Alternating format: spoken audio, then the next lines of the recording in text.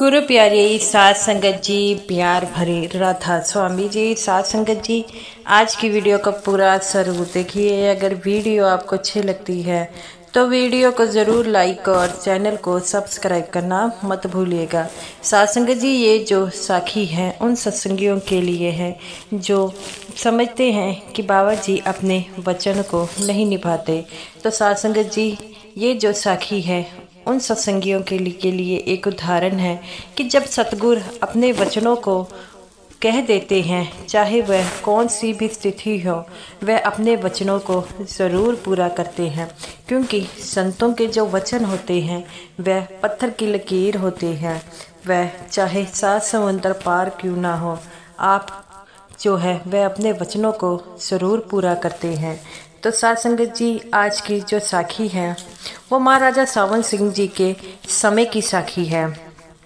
और अगर आपको ये साखी अच्छी लगेगी तो साखी को पूरा सुनने की कृपालता ज़रूर कीजिएगा। जैसा कि आपको पता है कि महाराजा सावन सिंह जी के जो बाबा सावन सिंह जी का जो समय था वो जो है पाकिस्तान के समय पहले का था, और कई सत्संगी उनके पास पाकिस्तान के समय के पहले के भी हैं। तो साध संगत जी, ये जो साखी है उन जो है एक मुसलमान परिवार की साखी है जो बाबा सावन सिंह जी पर बहुत यकीन करते थे। और उनके परिवार के सदस्य जो थे उन्होंने पहले ही जो है बाबा सावन सिंह जी से नामदान लिया हुआ था। तो उस समय जो था वो माहौल थोड़ा ख़राब था, क्योंकि बंटवारे का समय था। इसलिए उन्होंने जो है निश्चय किया कि वह नामदान लेंगे और बाबा सावन सिंह जी के पास जाकर जो है लेने के लिए आ गए।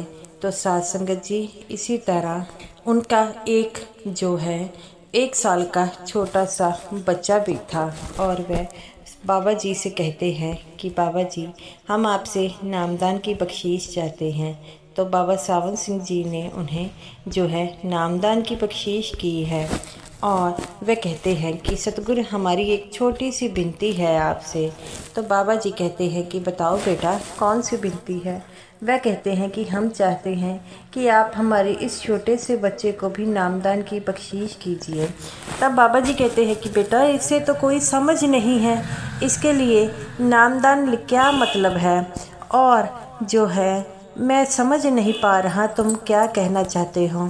तो वो कहता है कि बाबा जी, जैसा कि आपको पता है माहौल ख़राब है, कल को हम पाकिस्तान चले जाएंगे तो डेरा हमसे काफ़ी दूर हो जाएगा।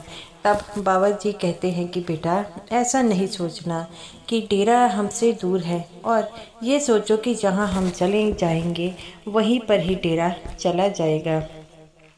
वो कहते हैं कि बाबा जी, आप इसे नामदान की बख्शीश कीजिए। बाबा जी कहते हैं, मैं तुमसे वचन करता हूँ, जब इसका असली समय आएगा मैं इसे खुद नामदान की बख्शीश करूँगा। और साध संगत जी, ऐसे ही चलता रहा। तो अगले दिन ही अनाउंसमेंट हो गई कि जो मुसलमान हैं वह लाहौर जाएंगे। तो वह अपनी पत्नी को कहता है कि हमें लाहौर जाना पड़ेगा, तो ऐसा करो कि अपने साथ एक ट्रंक रख लो, उसमें रोटी और पैसे और जितनी भी ज़रूरत की सामान है वो ले आओ। कल शाम को ही हम लाहौर की ट्रेन से चले जाएंगे। वो कहती है कि हम चले जाएंगे तो डेरा तो हमसे दूर हो जाएगा। तो वो कहता है कि तू इस बात की चिंता मत कर।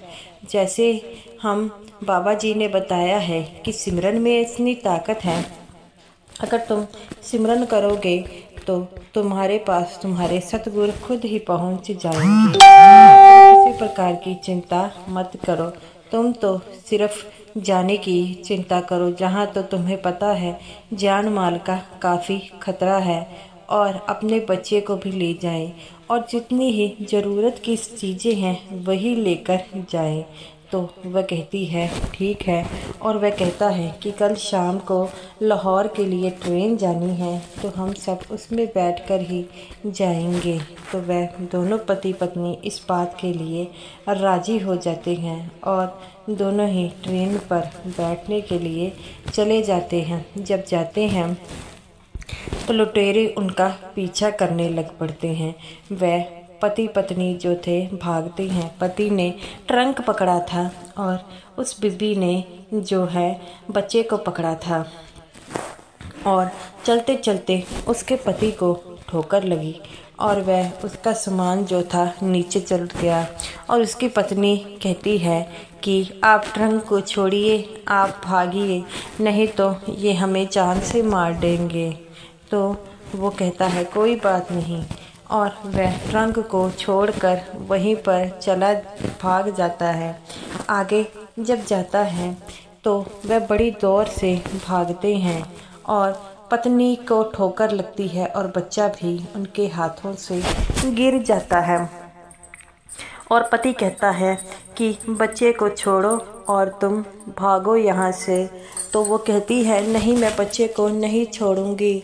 तो वो पति जो था उसके हाथ को ज़ोर से खींचकर उसे ट्रेन में चढ़ा देता है और वह ट्रेन में चढ़ जाती है और ट्रेन में चढ़कर बहुत ही रोती है। तो उसका पति कहता है क्या हो गया? वो कहती है कि आप तो पता है कि बाबा जी ने हमसे वचन किया था कि वह हमारे बेटे को नामदान की बख्शीश करेंगे, लेकिन हमारा बेटा तो वही रह गया और वो लुटेरे जो है वो हमारे बच्चे को मार देंगे। तो अगर लुटेरों से बच ही गया तो जो है कुत्ते और चीले हमारे बच्चे को खा लेती हैंगी। तो वो कहता है तुम किसी प्रकार की चिंता मत करो, सतगुरु ने अगर हमें वचन दिया है तो वह अपने वचनों का मान ज़रूर रखेंगे। तो वो कहती है कि बाबा जी ने तो कहा था जब हमारे बच्चे का सही समय आएगा तो हम उसे नामदान की बख्शीश करेंगे।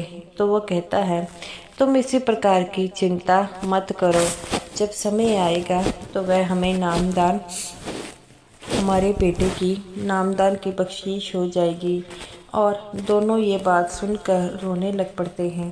तभी ट्रेन से एक जो है वो आदमी आता है सरदार, और अपने जो है कंधे पर जो उसने ट्रंक पकड़ा था और दूसरे कंधे पर जो एक बच्चा पकड़ा हुआ था, वह हर डिब्बे में जाकर शोर मचाता कि ये बच्चा किसका है, ये ट्रंक किसका है, और किसी को पता नहीं लगता।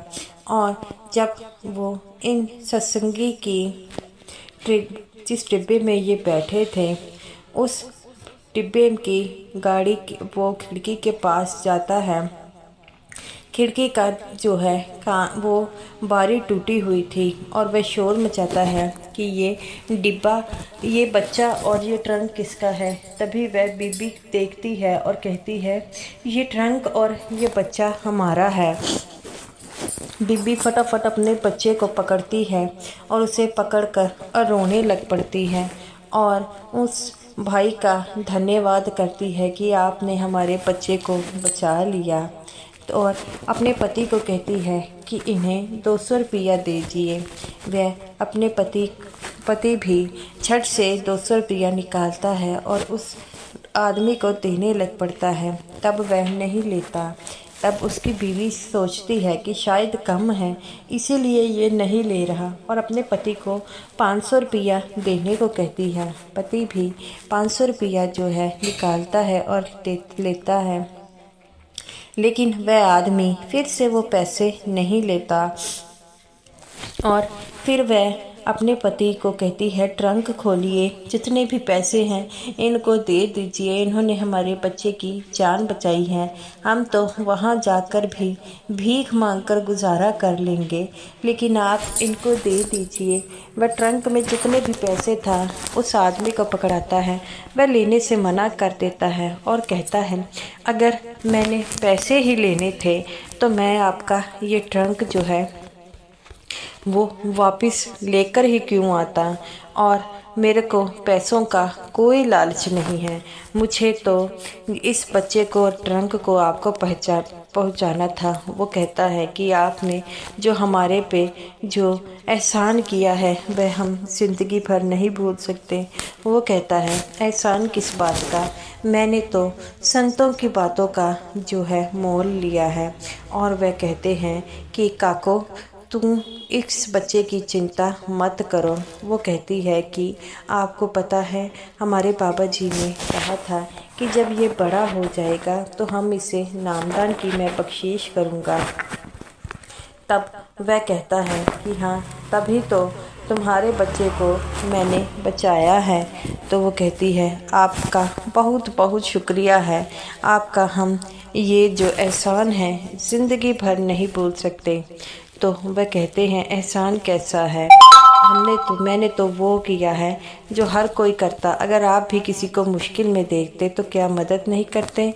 और वह कहते हैं कि काको जब इसका समय आएगा तब मैं इसे नामदान की बख्शीश ज़रूर होगी।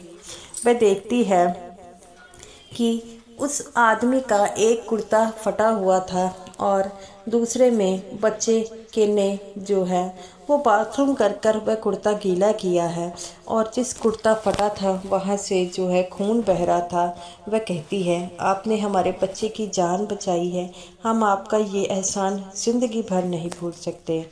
तो वो कहता है कोई बात नहीं। और तभी उसी समय ट्रेन से चलने की आवाज़ आती है और तेज़ रफ्तार में करते हैं और वह दोनों पति पत्नी जो थे वह गाड़ी के बाहर देखते हैं तो वहाँ पर कुछ नहीं होता, वह आदमी भी नहीं होता जो उनके बच्चे को लेकर आया है।